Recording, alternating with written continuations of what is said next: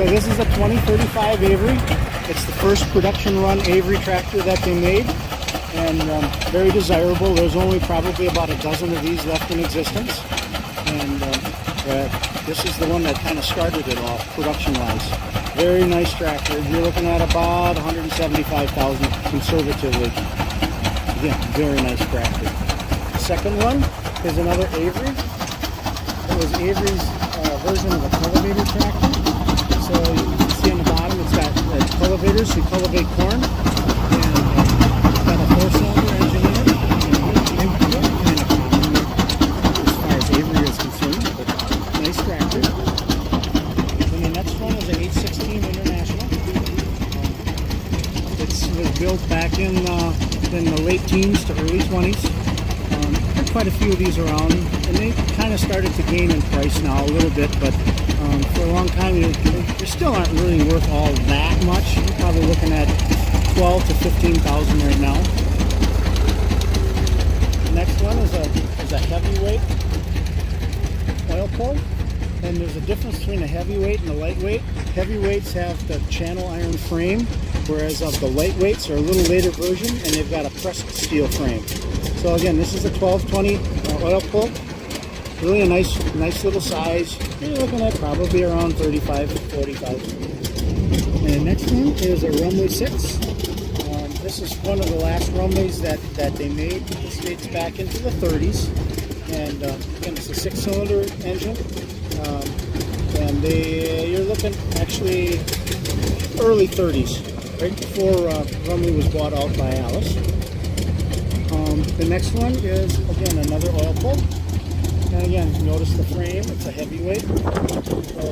Again, you're looking at anywhere between $25,000 and $35,000.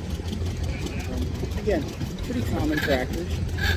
Again, this is a 1630. And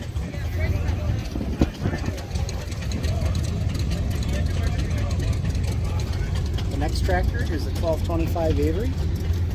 This is the smallest 2-cylinder Avery that they made with a cab. They made one size smaller, an 816, and that one did not have a cab. But these are really nice, desirable tractors. Again, 12 horse on the drawbar, 25 horse on the belt. And you're looking at about 45 to 60,000, somewhere in there.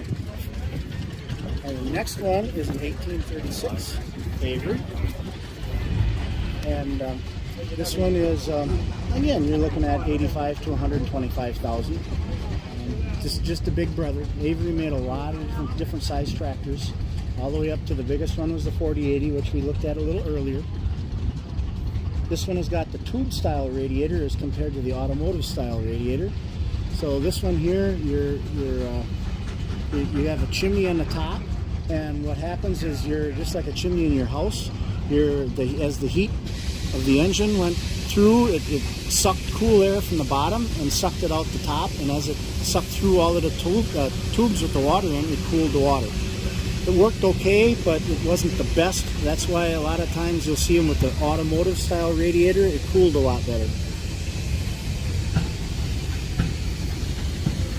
And the next is this is an L case.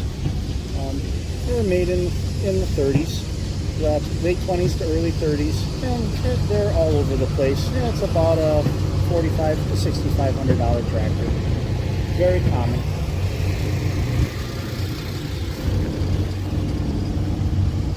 Next one is a W40 International. It had a 6-cylinder truck engine in it. That was back in the early to mid 30s. That was International Harvester's big tractor. It was pushing 50 horse on the belt, and this is a later one, pretty much close to the end of the production line. It's actually got a starter on it, and it's got the regular factory cast wheels. So this is a quite late one.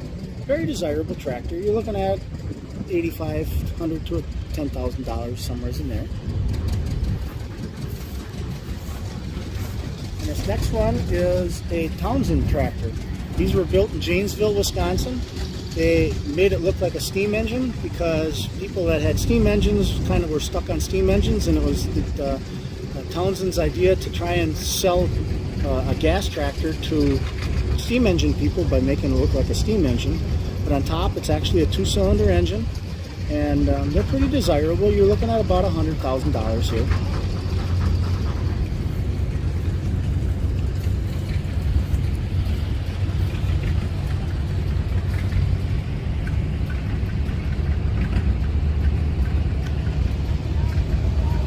The next tractor here is a 1225 Mogul.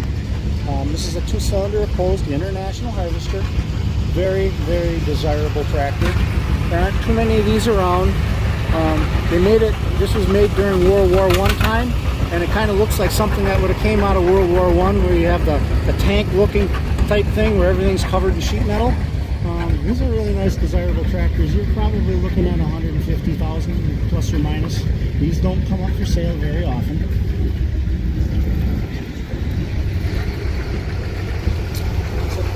I'm ready. Okay, first one is a 3060E oil pump, and that one has got a value of somewhere around 175 to 200,000. The second one is a lightweight, and that one has probably got a value of about 85,000. The third one is a 4072 cross mount case. That's about a $300,000 tractor. The next one is a 60 Twin City oil pump, or Twin City Minneapolis. That's the only one known to exist. That's probably pushing a $600,000 tractor. The next one is a 40 Twin City. That's about a $375,000 tractor. The next one is a Flower City, and this one is kind of rough, but they're about a $300,000 tractor. The next one is 3060 Pioneer. And that one sold. There was one that sold at an auction last year for $500,000. That's about what this is worth. The next one is a Garscott Tiger Pull.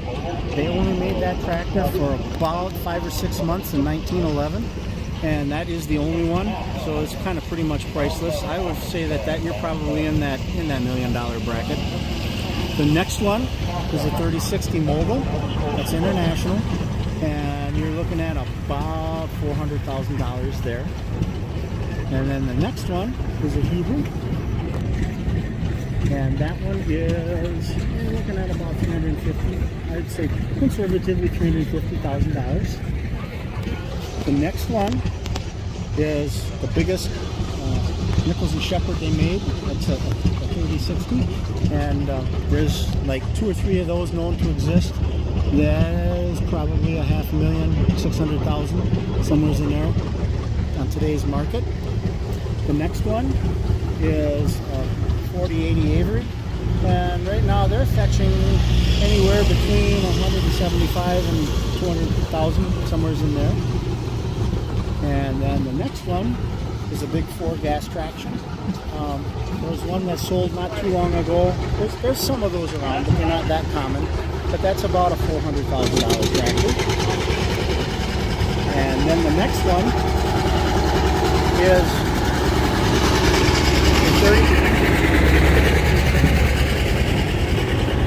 this one's a 3060 case.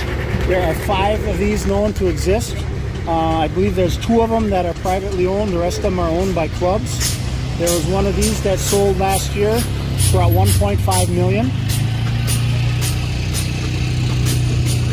And this right here is a Minneapolis, and they're fairly common, but they're still a really nice tractor. You're about $125,000 to $150,000.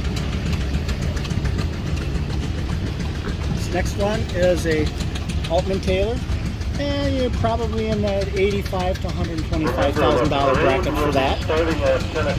And that's the last of the big prairie tractors in this row. But then if we go to the other side, the main road here in front of the administration building. The parade starts at 10 o'clock. The first one here is a Russell. There are not too many of those around. We're probably looking at a couple $100,000, $200,000 to $250,000 for that. And then the next one here is a Waterloo bull. They kind of went up and down in value. Now you're looking at about $85,000. About 15 years ago, they were $125,000 tractor. And the next one is a 1020 Titan. They've come down in price a little bit, but they're anywhere between $12,000 to $25,000.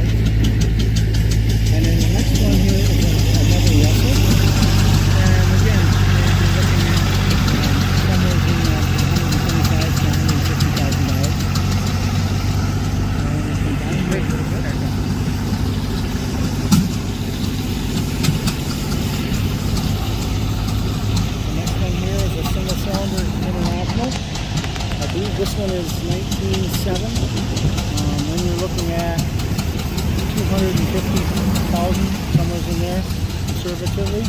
That tractor's been in this club for a long time. It's privately owned, but it's been here forever. Next one is a lightweight Rumely. They're in $45,000 to $50,000 bracket. The next tractor is a Minneapolis crossmount, and really cool tractor, but unfortunately they don't bring that much money. They're in the $75,000 to $12,000 bracket. And the next tractor here is a 2040 oil pull, and they're $25,000 to $45,000 right now. Very nice running tractor. Probably one of the more common oil pulls that are out there. Then the next one that's running is a two-cylinder case. This is a relatively early one, and you're looking at about $75,000 to $100,000 there. This one might be a little bit more because of the fact that it's very early. And then the next one is another case. This is a later one. If you look, the cab is a lot lower. The cab on the earlier one sits above the frame, and the one on the later one here is the cab sits down in the frame. So it's a lot lower profile. It's a lot newer. And the next tractor here is a Universal made by Twin City.